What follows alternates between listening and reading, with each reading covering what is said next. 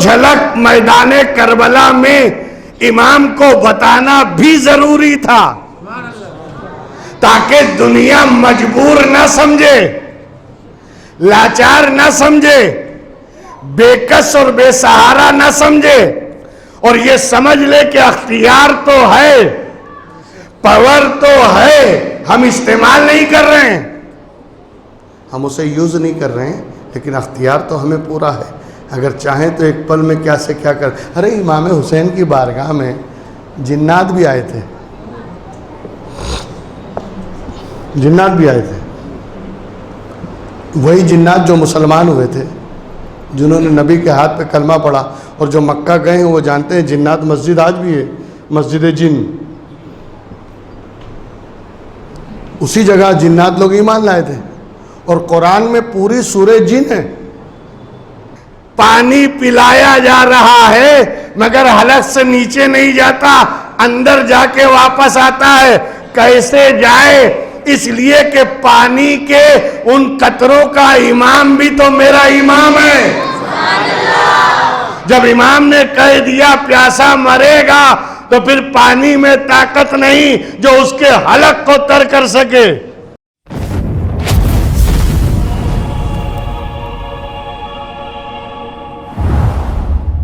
ऐसी हल्की सी झलक तो बता ही दिया। एक दो जगह हजरत इमाम ने थोड़ा सी पावर बताया, थोड़ा सा, और उसी में यजीद हिल गए। हुआ ये कि जब जंग यानी दिन आया, तो जब इमाम वहाँ ठहर गए, तो 7-8 मुहर्रम को हजरत इमाम ने ये किया था। ये अरबों का दस्तूर है, अरब में ये चलता था पहले। सेफ्टी पॉइंट ऑफ व्यू से जब वो जंगल में कहीं क़याम करते थे या मैदान में या दुश्मनों के बीच, दुश्मनों का ख़तरा होता था, तो वो अरब वाले क्या करते थे कि जो ये मकान है, मकान के 3 चारों तरफ खड्डा खोद के आग लगा देते और एक रास्ता रखते थे जाने आने का, बाकी सब तरफ आग लगा देते थे ताकि कोई उसको छलांग मार के इधर कोई दरिंदा भी ना आए, कोई जानवर भी ना आए, और अगर दुश्मन है तो दुश्मन भी आएगा तो इधर ही से आएगा, और इधर पहरा रहता था। बाकी 3 तरफ आग लगा देते। इमाम ने भी वही किया। बच्चे औरतें साथ में हैं, दुश्मनों का नरगा है। अपनी सेफ्टी पॉइंट ऑफ व्यू से इमाम हुसैन ने भी खड्डे खुदवा के वहाँ आग लगवा दी, अरबों के दस्तूर के मुताबिक। अब हुआ क्या कि जब आग लगी तो एक यजीदी को बदमाशी सूझी। वो घोड़ा लेकर आया और आने के बाद इमाम से कहता है, इमाम देखिए बदतमीजी की हद देखिए, जहन्नम की आग से पहले ही आपने ये आग लगा ली।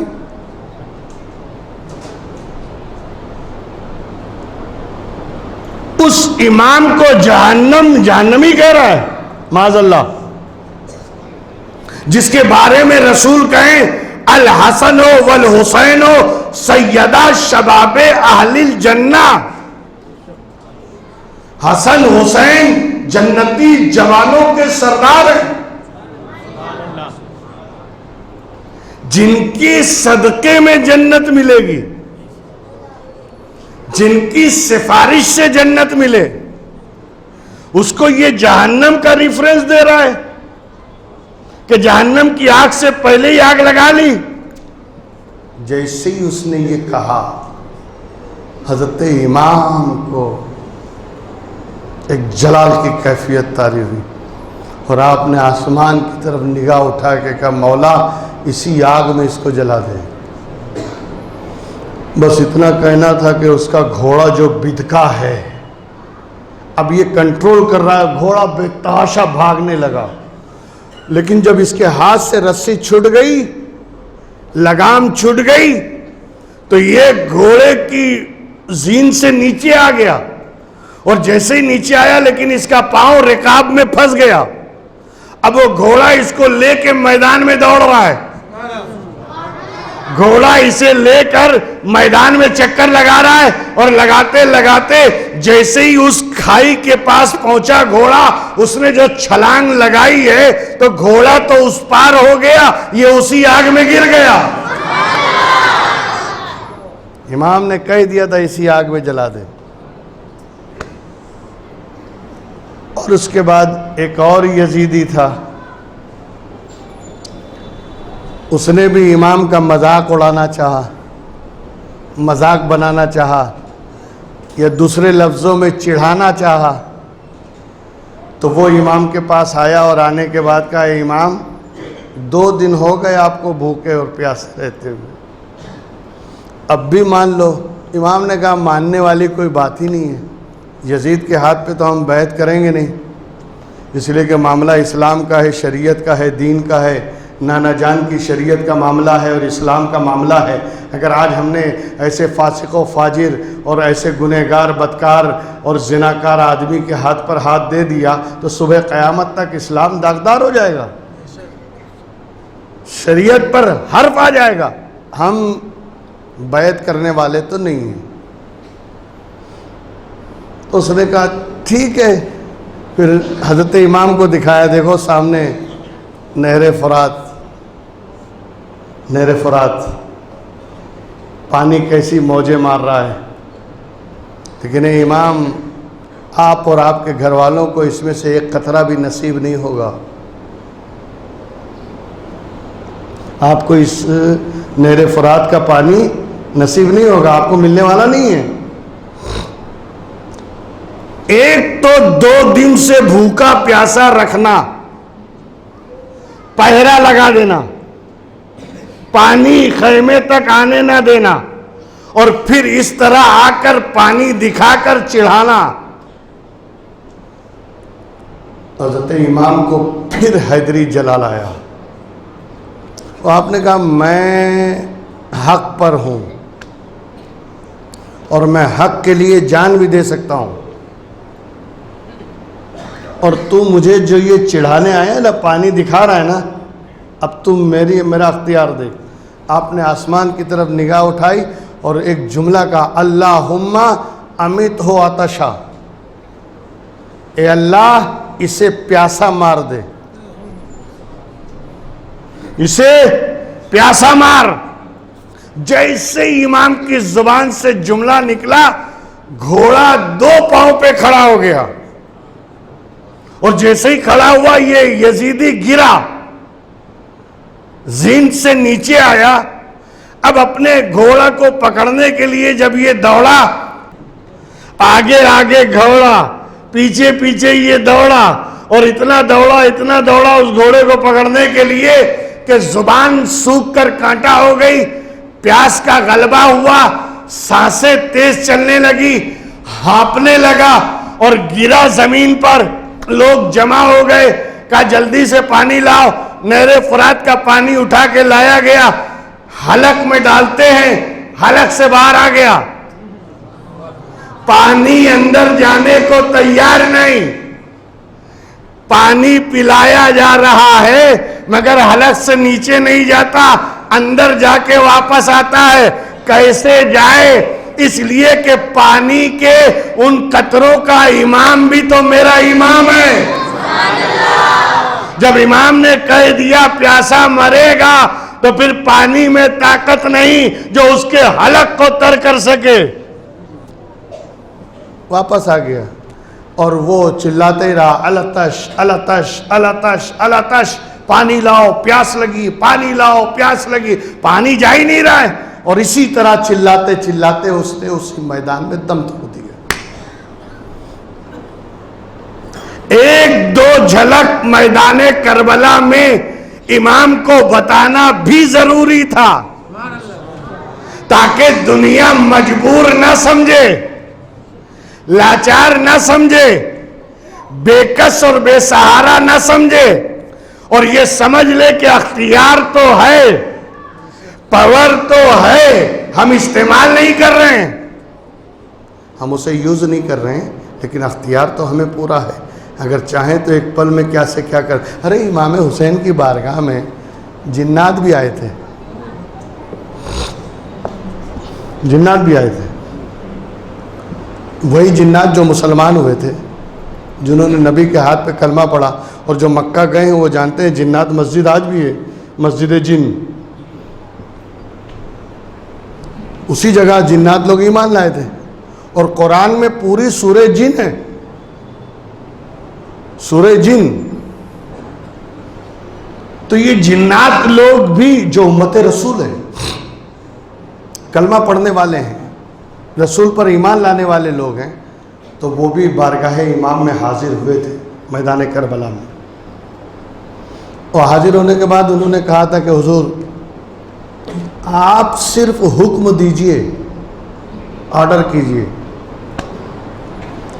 चटनी बना डालेंगे हम इनको,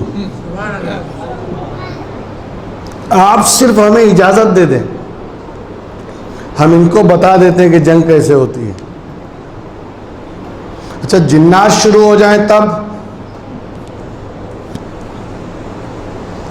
22,000 का लश्कर बचा सकता है अपने आप को? लेकिन हजरत इमाम ने एक जवाब दिया, और वो हमको भी आज समझना चाहिए। हजरत इमाम ने क्या जवाब दिया था, उन्हें जानते हैं? हजरत इमाम ने कहा नहीं, उनकी जंग मुझसे है, और वो जिस हथियार से चाहेंगे लड़ना, मैं उसी हथियार से जवाब दूंगा। इमाम ने एक बहुत बड़ा सबक दिया कि दुश्मन जो हथियार लेकर आए, उसी हथियार से उसे जवाब दो। इसमें हमारे लिए सबसे बड़ा सबक क्या है मालूम है? हमारी किसी से दुश्मनी हो जाए तो फिर हम दुआ तावीज से उसको तोड़ डालते हैं। सिफली इलम कर दिया, जादू कर दिया, ये कर दिया, मिटा दो, तबाह कर दो। क्यों? क्या वो तुमसे जादू से लड़ रहा है? अगर वो जादू करे तो उसका जवाब उसी अंदाज से दिया जाए। अगर वो रूहानी तरीके से लड़ता है तो जवाब भी रूहानी तरीके से दिया जाए। और अगर वो हथियार लेकर आता है, आप भी हथियार लेकर जवाब दो। इमाम ने अपनी सीरत में अपने किरदार से ये बता दिया कि दुश्मन जिस तरह आए उसी अंदाज से उसका सामना करो, वरना जिन्नातों को आदेश दे देते जाओ मार दो। किधर से तलवार आ रही है, किधर से गर्दन कट रही है, कुछ पता ही नहीं चलता, जिन्नात काटना शुरू कर देते। लेकिन नहीं, हम उसी हथियार से जवाब देंगे जो हथियार दुश्मन लेकर आएगा। अगर वो रूहानी तरीके से आएगा, हम भी रूहानी तरीके से जवाब देंगे। जैसा कि ख्वाजा मोइनुद्दीन ने जवाब दिया था ना जयपाल जोगी को, जादू से आया है, तेरे पास शैतानी इल्म है, हमारे पास रहमानी इल्म है। हवा में उड़ने लगा, गरीब नवाज ने जूती से कहा नीचे ला, और वो जूती खड़ा हो ऊपर गई और जाके जो पढ़ना शुरू हुआ है सीधे नीचे आ गया। वहां भी गरीब नवाज ने जूती से काम लिया कि बड़े से बड़े जादूगरों के लिए हमारी जूती काफी है, हमें तो सामने आने की जरूरत ही नहीं है, जूती ही काफी है।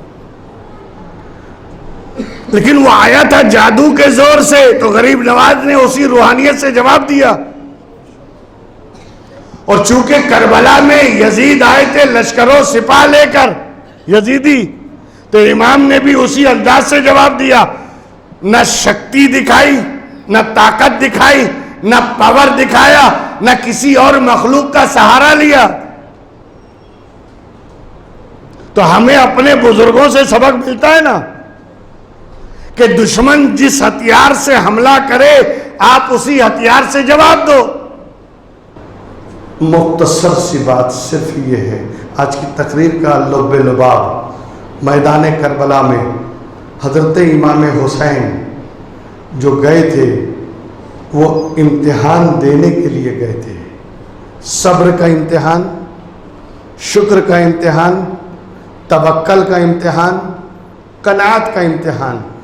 वो इसलिए नहीं गए थे कि वहाँ जाके शक्ति दिखाएं, ताकत दिखाएं। इसीलिए हज़रत इमाम ने अपने पावर का इस्तेमाल ही नहीं किया, अपने अख्तियार को इस्तेमाल नहीं किया। जैसा चलता रहा चलने दो, सब्र करो। और इतनी शहादतों के बाद भी इमाम मुसलसल सब्र पे सब्र करते चले जा रहे हैं, पलट के जवाब नहीं दिया। इंतहा की बात तो ये है कि ये वही इमाम हैं कि जिन्हें कभी रसूल कांधे पे बिठा के घुमाया करते थे। ये वही इमाम हैं कि जिनको कभी रसूल ने अपनी पीठ पे सवार करा लिया था हालत सजदा में। नबी हालत सजदा में हैं और इमाम टहलते हुए चले आए, बच्चे थे, आके गर्दन पर बैठ गए, पीठ पे सवार हो गए। और जब बैठ गए, नबी ने सजदे से सर नहीं उठाया, अपने सजदे को तवील कर दिया, अपने सजदे को लंबा कर दिया, सुबहाना रब्बियल आला की तस्बीह बढ़ा दी, सजदा तवील हो गया। और जब तक ये बैठे रहे, अल्लाह के रसूल ने सर को सजदे से उठाया नहीं। ये वाकया तो आपने सुना ही होगा कि नबी की पुष्ट पर सवार हो गए, नबी हालत सजदा में हैं। अच्छा एक बात बता, मैं आपसे सवाल करना चाहता हूँ, नमाज की हालत में दुनिया का ख्याल आना बेहतर है या नहीं आना चाहिए? बोले, आप लोग को भी नहीं आता? आता तो है यार, आता है ना? तो फिर नमाज का क्या होगा? मैंने हज़रत मौला अली की एक रवायत पढ़ा था, आज जी चाहते सुना दूँ आपको। हज़रत मौला अली ने फरमाया